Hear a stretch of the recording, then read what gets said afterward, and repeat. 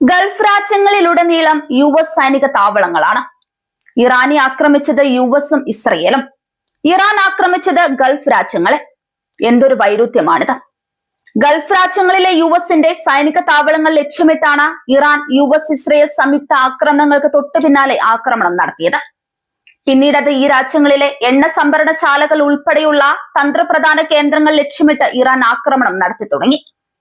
ഇതോടെ ഗൾഫ് രാജ്യങ്ങൾ വലിയ പ്രതിസന്ധിയിലായി. മലയാളികളുടെ മറ്റൊരു നാടാണ് ഗൾഫ്. ഗൾഫിൽ ജോലി ചെയ്യുന്ന മലയാളികൾ ഉൾപ്പെടെയുള്ളവർ കടുത്ത ആശങ്കയിലാണ്. തങ്ങൾക്ക് നേരെയുള്ള ഈ ആക്രമണം ഇറാൻ അവസാനിപ്പിക്കണമെന്ന് ഗൾഫ് രാജ്യങ്ങൾ സംയുക്തമായി ആവശ്യപ്പെട്ടു. എന്നാൽ ഇറാൻ വഴങ്ങിയില്ല.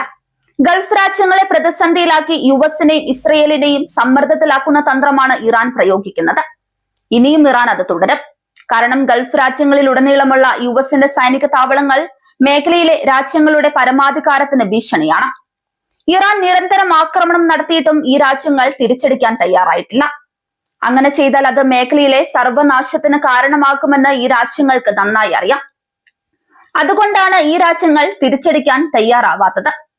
തമ്മിലടിപ്പിച്ച് ചോര കുടിക്കുന്ന കുറുക്കനെ പോലെയാണ് US. ഇറാഖ് യുദ്ധത്തിൽ നമ്മൾ ഇത് കണ്ടതാണ്. ഇറാഖിലെ സദ്ദാം ഹുസൈൻ ഭരണകൂടത്തെ തകർത്ത് രാജ്യത്തെ US-ന്റെ സാമന്ത രാജ്യമാക്കി മാറ്റി. ഈ യുദ്ധം കുവൈറ്റ്, സൗദി അറേബ്യ ഉൾപ്പെടെയുള്ള രാജ്യങ്ങളെ ബാധിച്ചു.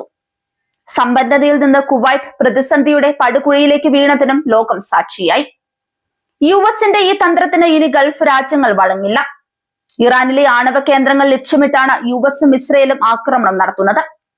കഴിഞ്ഞ ദിവസം ഇറാന്റെ ബുഷഹർ ആണവ പ്ലാന്റിന് സമീപം US വീണ്ടും ആക്രമണം നടത്തിയിരുന്നു. ഇതോടെ ഇറാൻ മുന്നറിയിപ്പ് നൽകി.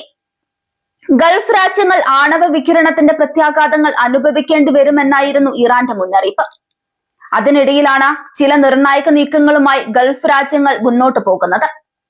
US സൈന്യത്തെ രാജ്യത്ത് നിന്ന് പിൻവലിക്കാൻ ഒരുങ്ങുകയാണ് ഖത്തർ. US-ന്റെ മിഡിൽ ഈസ്റ്റിലെ ഏറ്റവും വലിയ സൈനിക താവളം അൽ-ഉദൈദ് സ്ഥിതി ചെയ്യുന്ന ഖത്തറാണ്. അതുകൊണ്ട് തന്നെ ഖത്തറിന്റെ നീക്കങ്ങൾ വലിയ ശ്രദ്ധ നേടിയിട്ടുണ്ട്. US സൈന്യത്തെ പിൻവലിക്കാനുള്ള തീരുമാനമെടുത്ത ആദ്യത്തെ ഗൾഫ് രാജ്യമായി മാറുകയാണ് ഖത്തർ. ഗൾഫ് മേഖലയിൽ നിന്ന് US സൈനികരെ പിൻവലിക്കുന്നതായി ഖത്തർ ഔദ്യോഗികമായി പ്രഖ്യാപിച്ചു. വിദേശ സൈനികർക്ക് ആതിഥേയത്വം വഹിച്ചതിന് ഖത്തർ കനത്ത വില നൽകിയതായി വിദേശകാര്യമന്ത്രി പറഞ്ഞു. ഇറാനുമായുള്ള ഖത്തറിന്റെ ബന്ധത്തെ സഹോദര ബന്ധമെന്നാണ് വിദേശകാര്യമന്ത്രി വിശേഷിപ്പിച്ചത്. ഇനിയും സഹോദര ബന്ധമായി തന്നെ അത് തുടരുമെന്നും മന്ത്രി പറഞ്ഞു. ഖത്തറിന്റെ മണ്ണ് ആ ബന്ധങ്ങളെ തകർക്കാൻ ഇനി ഒരിക്കലും ഉപയോഗിക്കില്ലെന്നും മന്ത്രി വ്യക്തമാക്കി. US ഖത്തറിന് നൽകിയ വാഗ്ദാനങ്ങൾ ലംഘിക്കുകയും ഇസ്രയേലിന്റെ താൽപര്യങ്ങൾക്ക് നിരന്തരം മുൻഗണന നൽകുകയും ചെയ്തു. തൽഫലമായി നഷ്ടങ്ങളുടെ ഭാരം ഖത്തർ വഹിക്കേണ്ടി വരുന്നു.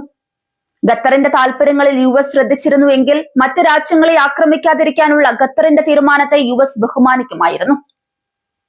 എന്നാൽ US ഖത്തറിന്റെ പ്രദേശം ഇസ്രയേൽ താൽപര്യങ്ങൾക്കായി മാത്രമാണ് ഉപയോഗിക്കുന്നത്. അതാണ് യാഥാർത്ഥ്യം. മറ്റ് ഗൾഫ് രാജ്യങ്ങളും ഇത് പിന്തുടരുമെന്ന് പ്രതീക്ഷിക്കുന്നതായി വിദേശകാര്യമന്ത്രി പറഞ്ഞു. ലോകം സയനിസ്റ്റ് തന്ത്രങ്ങൾ മനസ്സിലാക്കുമ്പോൾ മാത്രമേ സമാധാനത്തിലേക്കുള്ള വഴി തുറക്കൂ എന്നും മന്ത്രി പറഞ്ഞു. ഖത്തറിന് പിന്നാലെ മറ്റു രാജ്യങ്ങളും US സൈന്യത്തെ പുറത്താക്കുമോ? ഇറാഖും ഇത്തരമൊരു നീക്കവുമായി മുന്നോട്ട് പോകുന്നതായി റിപ്പോർട്ടുകൾ പറയുന്നുണ്ട്. ലോകം ഉറ്റുനോക്കുകയാണ്.